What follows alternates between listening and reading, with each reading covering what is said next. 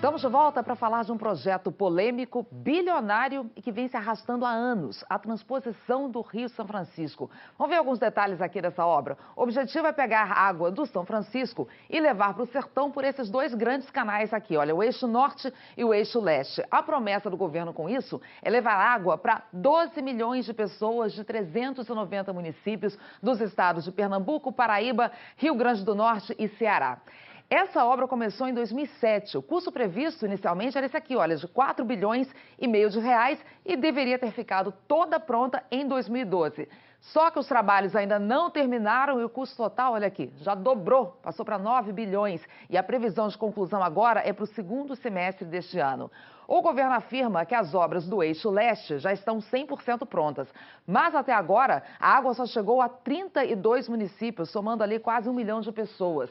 No eixo norte, o governo garante que as obras estão em 95%, mas lá apenas 3.200 moradores de um município estão sendo beneficiados. Ana, alguns especialistas eram contrários à transposição, apontando riscos de o nível do rio ficar mais baixo. Já os defensores diziam que essa seria a melhor maneira de resolver a seca no sertão. Em Pernambuco, uma obra da transposição inaugurada recentemente deu problema logo depois. A água da transposição finalmente chegou ao povoado de Algodões, no município de Cabrobó, sertão pernambucano. Com o açude cheio depois de 9 anos, os agricultores se animaram e já estão preparando a terra para plantar. Vamos tirar, colher umas goiaba boa daqui uns 3 meses, se Deus quiser, para poder ver se o negócio vai. Mas a água do Velho Chico ainda não passou de Cabrobó, onde funciona o sistema de captação. A estação de bombeamento começou a ser construída em 2012 e só foi inaugurada este mês. E o pior, apresentou falhas horas depois da inauguração. As bombas tiveram que ser desligadas e várias placas de concreto se romperam. Amanhece o dia só em casa sentado sem ter o que fazer. E a gente quer ver água aqui para a gente trabalhar. Em Pernambuco, o eixo norte deveria levar água para 17 municípios, mas até agora só os moradores de Cabrobó foram beneficiados. A promessa é que a água chegue à vizinha Terra Nova até o fim deste mês. Por lá, os moradores estão cansados de esperar. O que mais a gente espera é ver essa barragem com água. No eixo leste, 96 cidades pernambucanas deveriam estar recebendo água, mas a transposição só chegou ao município de Sertânia. Em todo o estado, a promessa era beneficiar quase 3 milhões de pessoas, mas menos de 40 mil viram a água chegar. O governo federal é responsável por entregar a água do Rio São Francisco aos pontos de captação e os governos estaduais devem fazer as intervenções necessárias para que a água chegue aos municípios. A Companhia Estadual de Abastecimento disse que aguarda a conclusão das obras federais para fazer a parte dela. Segundo o Ministério da Integração Nacional, as obras foram paralisadas várias vezes porque a Mendes Júnior, empresa investigada na Operação Lava Jato, abandonou os trabalhos alegando incapacidade financeira. O Comitê da Bacia Hidrográfica do Rio São Francisco foi um dos principais críticos da forma como a transposição foi planejada. Agora que as obras estão na etapa final, o comitê faz um alerta. É preciso ter cuidado com o volume de água retirado do Velho Chico, que já enfrenta uma baixa histórica. Agora que os canais da transposição estão praticamente concluídos, não adianta mais você ficar olhando pelo retrovisor. O fato é que já se gastou aí 10 bilhões de reais, né? E agora o que se trata é de resolver os problemas de uma obra extremamente polêmica, extremamente complexa. Se na bacia do São Francisco o momento é de preocupação, no sertão os moradores tentam manter a fé depois de tantos anos de espera pela água. É triste você ver os bichos morrer com fome e sem água para beber. E você não ter uma solução para resolver o caso. Em Salgueiro, sertão de Pernambuco, manifestantes fecham desde a sexta-feira as comportas da barragem de Tucutu. Ela é o principal reservatório da transposição do Rio São Francisco. Ontem, os manifestantes voltaram a exigir o cumprimento de contratos da obra. O protesto foi organizado por credores contratados pela construtora Mendes Júnior para trabalhar nas obras de transposição do Rio São Francisco. Eles dizem que a empresa abandonou serviços sem efetuar os pagamentos. São credores que estão à beira da falência, totalmente endividados, e a gente não vem aqui nada mais nada menos do que pedir o cumprimento da responsabilidade. São mais de 100 credores cobrando uma dívida que, segundo eles, deveria ter sido paga no ano passado e que já ultrapassa os 24 milhões de reais. Na última sexta-feira, os manifestantes fecharam as comportas da barragem de Tucutu, no município de Cabrobó. Esse é o ponto de partida da água do Velho Chico pelos canais da transposição. Essa obra foi inaugurada mês passado com a promessa de beneficiar milhares de famílias que sofrem com a seca no Nordeste brasileiro. A transposição do Rio São Francisco deveria ter sido entregue em 2012, mas o prazo foi adiado por diversas vezes. O custo inicial era de 4 bilhões de reais. Agora o orçamento está na casa dos 8 bilhões de reais. O eixo norte, que teve o fornecimento interrompido pelos manifestantes, vai levar água para os municípios do Ceará, da Paraíba e do Rio Grande do Norte. Veja outras notícias do campo na semana. Em Pernambuco, mais de 1.000 agricultores acamparam por 5 dias na subestação da Companhia Energética do Estado, no município de Orocó. Eles protestaram contra o corte do fornecimento de energia no perímetro irrigado Fugêncio, onde vivem quase 3.000 famílias. Os agricultores ficaram 4 dias sem luz e tiveram prejuízos nas plantações de goiaba, banana e uva. Agora a gente fala de um exemplo de descaso com o patrimônio cultural do país. Luiz Gonzaga, o rei do Baião, ficou conhecido por composições que levaram o xote e o chachado do Nordeste para o Brasil inteiro e também para o mundo. Mas hoje a Fundação e o Museu, que guardam um acervo riquíssimo em peças e documentos do artista, estão praticamente abandonados no município de Exu, no sertão de Pernambuco. A antiga casa, na terra natal de Gonzagão, pode até fechar as portas, com rachaduras e infiltração. O Parque Asa Branca é um dos lugares mais visitados por moradores e turistas de Exu. Aqui todos querem conhecer de perto um pouco mais sobre a história de Luiz Gonzaga. Neste espaço, cada cantinho representa o rei do Baião. Os visitantes querem registrar tudo. Tem que valorizar, né? Até porque, assim, faz parte da nossa cultura, faz parte do nosso cotidiano e é interessante que a gente realmente possa estar fazendo essa visita, valorizando. Essa é a casa onde morou Luiz Gonzaga.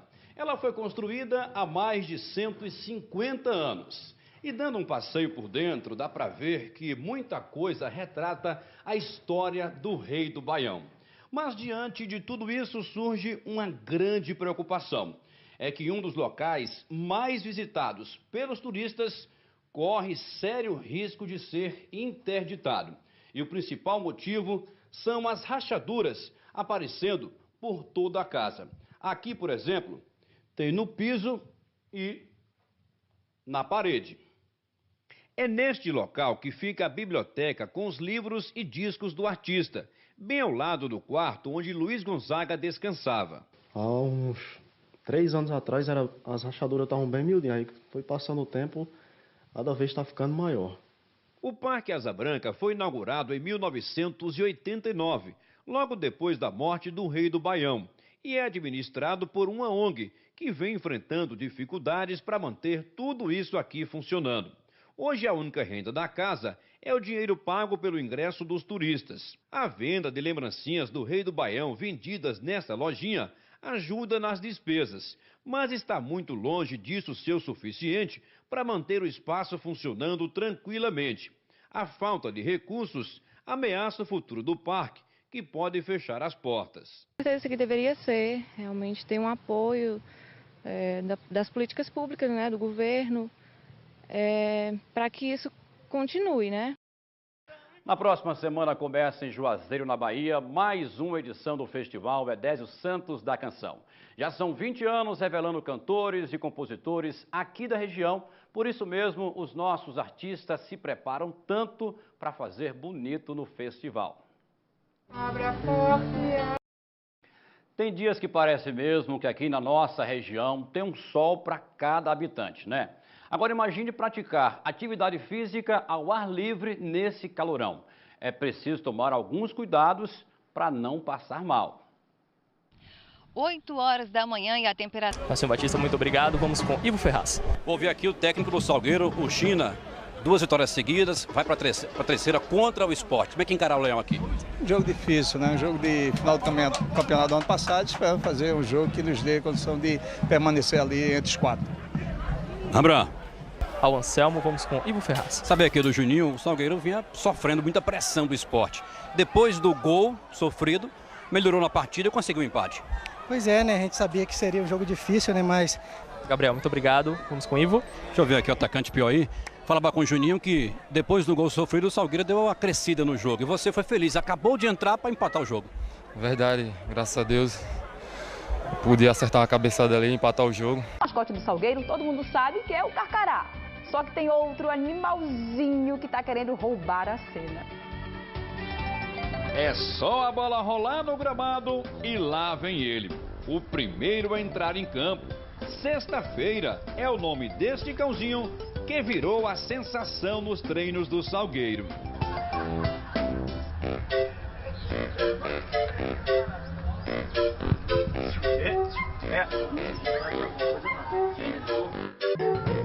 Sexta-feira fica no pé dos jogadores.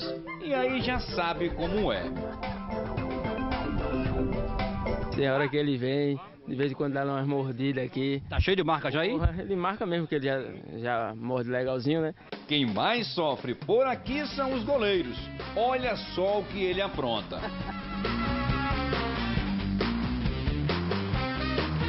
Não é fácil não, cara. Ele não deixa ninguém em paz. Ele pega uma coisa, pega a luva de Luciano, de Mondragão, não deixa em paz. Mas sexta-feira também tem o seu lado bonzinho. Se tem jogador machucado, ele dá aquela força. É um carinho, o tratamento fica bem melhor. Será que fica bom mesmo? Fica sim. É o doutor sexta-feira? Verdade. E quando bate a tristeza... Alguns jogadores chegam um pouco tristes, mas quando vê a alegria dele, às vezes contagia e todo mundo fica alegre aí e faz... Quando o treino começa, todo mundo tá satisfeito para trabalhar. E quem já tá aí curioso para saber o porquê do nome do cachorro ser sexta-feira, o técnico Evandro Guimarães, que batizou o cãozinho, explica. Tem a ver com um filme. Personagem de um filme que sofreu bastante e tudo. Aí ele teve essa ideia pela história que estava sexta-feira, naquele momento. E quando nós pegamos, no primeiro dia ele já colocou o nome sexta-feira e pegou. Dá gosto olhar para sexta-feira assim. Bonito, pelo brilhando, alegre, feliz da vida, bem alimentado, forte. Mas quando ele chegou aqui, a situação era bem diferente. Sexta-feira foi encontrado na porta do estádio há 4 meses, bem novinho e quase morrendo. O pessoal do time registrou o momento deste vídeo. Meu sentimento na hora foi só de salvar o cachorro, porque ele estava quase morrendo realmente, estava cheio de carrapato e a minha intenção era só salvar a vida dele. O cachorrinho teve a saúde recuperada, ganhou admiração e mordomias. Água para ele só no copo e bem geladinha. Só geladinha. Exigente. Exigente ele. É mineral. Mineral. Falta mineral ele quer não. Sexta-feira ganhou abrigo e carinho de todos e caiu nos braços da torcida.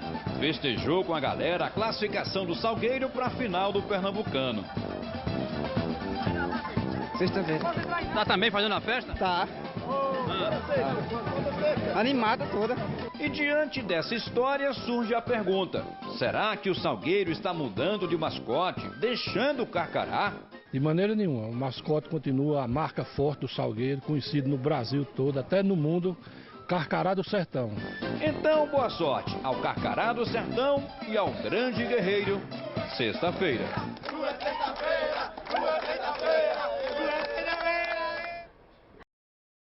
A gente começa esta edição falando de uma obra que foi iniciada há mais de 30 anos, isso mesmo, mais de 30 anos, e até hoje ela não foi concluída. É a barragem do povoado do Urubu, que fica lá em Salgueiro, essa aí que a gente está vendo agora. Se ela estivesse pronta e armazenando água ao longo desse tempo, estaria beneficiando mais de 300 famílias que moram na região. Mas o que se vê é um cenário de abandono. No meio da Caatinga, um imenso paredão de pedras que começou a ser erguido na década de 80. Aqui seria construída a barragem do povoado do Urubu, a 28 quilômetros de Salgueiro. A obra, que deveria ficar pronta em menos de um ano, está abandonada há mais de 30. No local encontramos restos de materiais que seriam usados na construção. Essa barragem ia dar uma oportunidade bastante significativa para todos os moradores da localidade, né? Principalmente o pessoal que fica a jusante e todos os criadores da região. Isso daria uma oportunidade para exercer a atividade da agricultura, a pecuária com mais facilidade. Se a barragem tivesse sido concluída certamente ao longo de todo esse tempo, toda esta área aqui estaria coberta por água e seria suficiente para beneficiar cerca de 300 famílias que moram nesta região. Mas infelizmente os anos se passaram e o cenário é totalmente diferente daquilo que era esperado. Seu Nelson Alves mora a poucos metros do local onde a barragem começou a ser construída e reclama das dificuldades que enfrenta com a falta de água. E por várias vezes a família pensou em ir embora. Tem noite que eu penso assim, a mulher diz, não, vamos vender, sempre o lugar velho seco, diz, não, mas a gente fura poço e pode terminar a barragem, fica a riqueza maior do mundo, que toda a vida tem na água, tem na riqueza. Onde tem a água, tem a riqueza, né? No assentamento José Luiz de Barros moram mais de 50 famílias que chegaram aqui com a promessa de serem beneficiadas com a água da barragem. Hoje, elas são abastecidas com carros-pipas da prefeitura. Aqui não tem água hoje para nada, nem para beber. Que água que tinha naquela cisterna ali, o povo vai pegar tudo. Que aqui só tem água nessa cisterna ali. E se tivesse água na barragem ali, era melhor para nós e, aliás, para todo mundo. Sem água e com a seca intensa nos últimos anos nesta região, muitos moradores tiveram que abandonar as casas. Quem continua por aqui sofre com o problema. Para a gente mudar de vida aqui, tem que ter água para a gente trabalhar, né? Fazer uma irrigação, né? Plantilho, né? Um sítiozinho também, né? Ajuda muito. Água para os animais. Água para os animais, para a gente criar, né?